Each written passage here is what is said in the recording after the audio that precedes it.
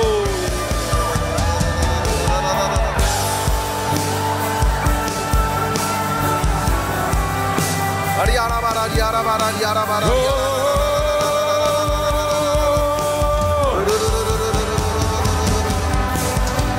불과 바람 다시 다시네 문들이 열리고 천국이 임하네 우리 위에 임하소서 불과 바람 다시 다시네 문들이 열리고 천국이 임하네 우리 위에 임하 불과 바람 다시 다시네 문들이 열리고 천국이 임하네 우리 위에 임하소 불과 바람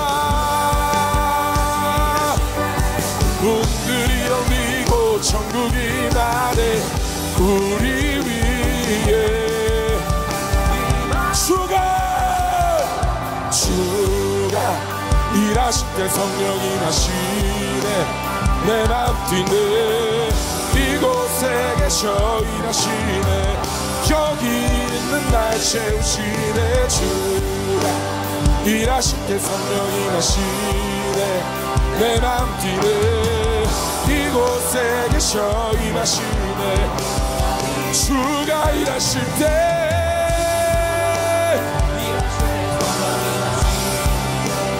내 맘 뛰네 이곳에 계셔 일하시네 여기 있는 날 채우시네 주가 일하실 때 성령이 마시네 내 맘 뛰네 이곳에 계셔 일하시네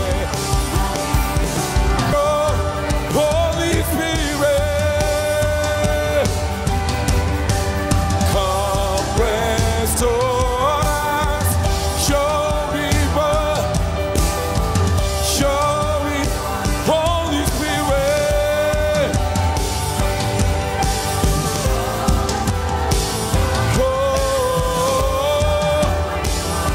성령이 임하소서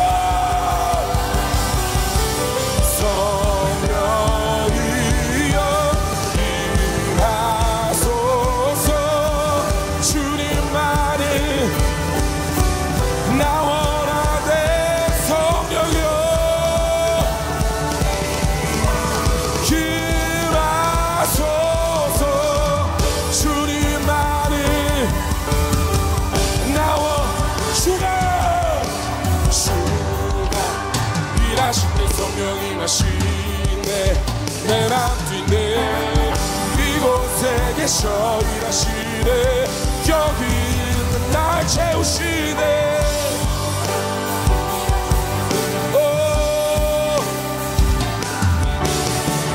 이곳에 계셔 일하시네 주가 일하실 때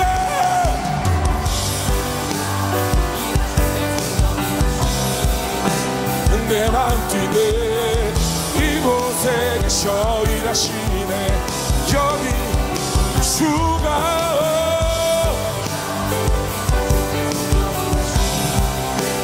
내 맘 뛰네 이곳에 계셔 일하시네 여기 있는 날 채우시네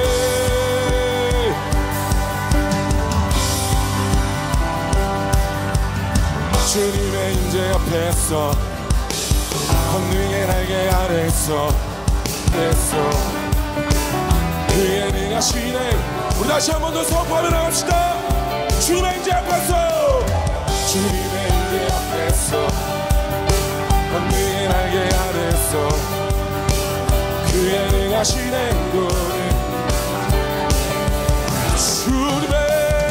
주님의 임재 앞에서 권능의 날개 아래서 그의 능하신 행동이 날 찬양해 주의 나라 주의 권세 모든 원수 굴복하네 주의 나라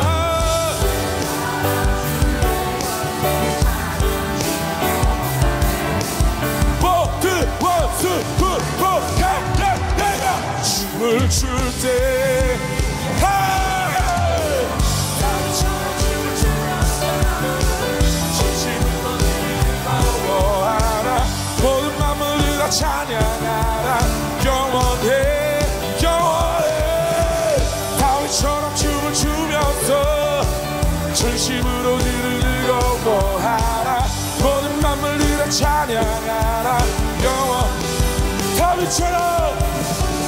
다윗처럼 춤을 추면서 전심으로 주를 즐거워하라. 모든 만물들아 찬양하라. 영원히 영원히 다윗처럼 춤을 추면서 전심으로 주를 즐거워하라. 모든 만물들아 주의 나라 주의 원세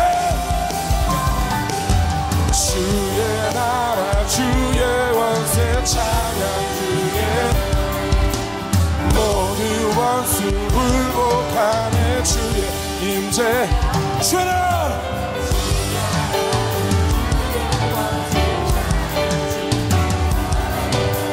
모든 원수 우리 다시 한 번 더 주의 나라 주의 원세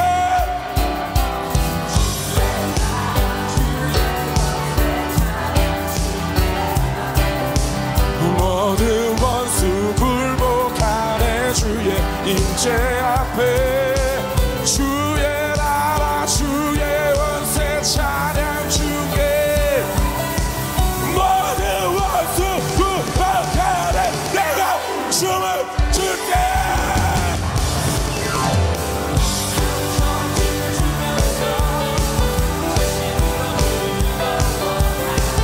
모든 만물들아 찬양하라 영원히 다윗처럼 춤을 추면서 전심으로 주를 즐거워하라. 모든 만물들아 찬양하라 영원 다윗처럼 춤을 추면서 전심으로 주를 즐거워하라. 모든 만물들아 찬양하라 영원히 영원히 다윗처럼 춤을 추면서 전심으로 주를 즐거워하라. 모든 만물들아 찬양하라 영원히 영원히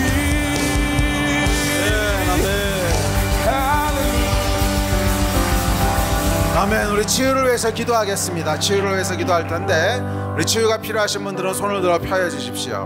몸의 치유든지 아니면 뭐 마음의 병이든지 하여간 치유가 필요하신 분들은 손을 들어 펴여 주시면 우리 주위에 계신 분들이 돌아다니면서 오늘 들으셨듯이 믿음으로 손을 얹고 기도합시다. 믿음으로 손을 얹고 기도합시다. 우리가 기도할 때 성령의 기름 부으심이 우리를 통해서 흘러갈 것입니다. 그 믿음을 가지고 좀 기도하겠습니다. 우리 손을 들어 펴해 주시면 주변에 계신 분들이 찾아가서 기도해 주시고 주변에 기도해 주실 분 없으신 분들은 중보하면서 기도해 주십시오. 여러분 셀에서 또는 가정 가운데 치유가 필요하신 분들을 떠올리시면서 기도하십시오. 떠올리시면서 기도하십시오. 치유가 임할 것입니다. 단순하게 믿고 기도하십시오. 단순하게 믿고